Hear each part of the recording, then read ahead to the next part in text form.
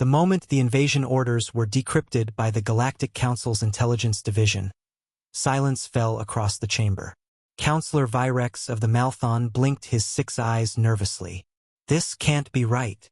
"It is," replied High Strategist Corel of the Grax Consortium. "The Zarkith Dominion has initiated planetary incursion protocols against Earth." A low murmur spread through the chamber. Even the most war-hardened species in the room, like the Chloran juggernauts, twitched in their armored shells. "They're actually invading Earth?"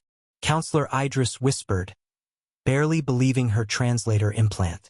The holographic display above the round table confirmed it. A full Zarkithian assault fleet, 12 dreadnoughts, 4 carrier-class hive ships, and over 300,000 soldiers, was en route to Sol 3. The room went dead silent. "Fools," murmured Corel. "Absolute fools." On Earth, nobody had missed the massive spike in gravitational anomalies off Jupiter's orbit. NORAD, SpaceX Defense, and the newly formed Earth Interstellar Navy were already on red alert. By the time the Zarkith fleet decloaked, the humans had already deployed 3 stealth battlecruisers in high orbit and a dozen orbital kinetic platforms. But still, Earth waited. Not because it was weak, but because it wanted to know who had been dumb enough to try. Admiral Lena Cade stood aboard the UNIS Retribution, arms folded behind her back, watching the massive alien ships approach on the display. "They're coming in fast," her lieutenant said. "Zarkith dreadnoughts," confirmed. Lena didn't flinch. "Let them." Meanwhile, aboard the lead Zarkith dreadnought Skrelax Prime, War Commander Drazul felt invincible. His species had subjugated over 70 planets. Earth, he believed, would be just another trophy. "They call themselves Deathworlders," one of his lieutenants sneered. "Primitive bravado," Drazul growled. "Let's see how long that bravado lasts when our hive troopers breach their capital." The Council watched in real time as the first wave of Zarkith troops landed outside what humans once called Denver. 10,000 bio-armored infantry surged onto the terrain. And that's when Earth responded. The skies above the battlefield shimmered as human railgun satellites activated. Microsecond calculations rained tungsten rods from orbit, each striking with the force of a small nuke.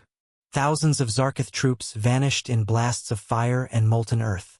The survivors screamed, only to be met by human mechs rising from bunkers.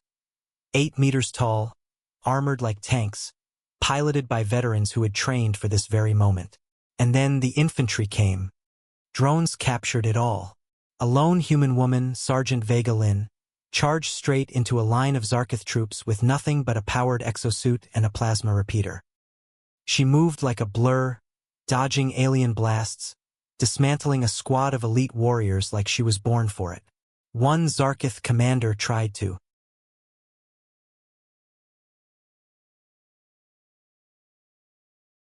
retreat. He never made it. A human sniper, operating from over 2 kilometers away, blew his head clean off. Within 12 hours, for Zarkith landing zones had fallen. Human AIs launched digital counterattacks, disabling Zarkith communications and even taking over 2 of their own warships mid-orbit. In low Earth orbit, the Retribution fired its prototype Graviton Lance.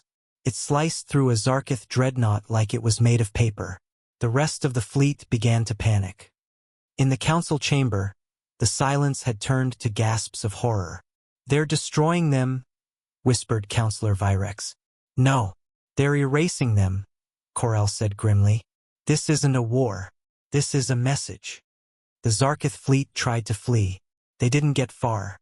From the edge of the solar system, a black shape emerged. Larger than any known vessel. Silent. Cloaked in dark alloys and human fury. It was the Aegis Eternum, Earth's hidden ace. A ship built in secret for only one purpose. Planetary deterrence. It fired once. Just once. The energy blast rippled through space, and 3 Zarkith carriers ceased to exist. Not destroyed, unmade. That was the moment the Zarkith realized. Earth wasn't a death world. It was a trap. A planet that had let the galaxy think it was weak, just long enough to draw out the arrogant. Back on Earth,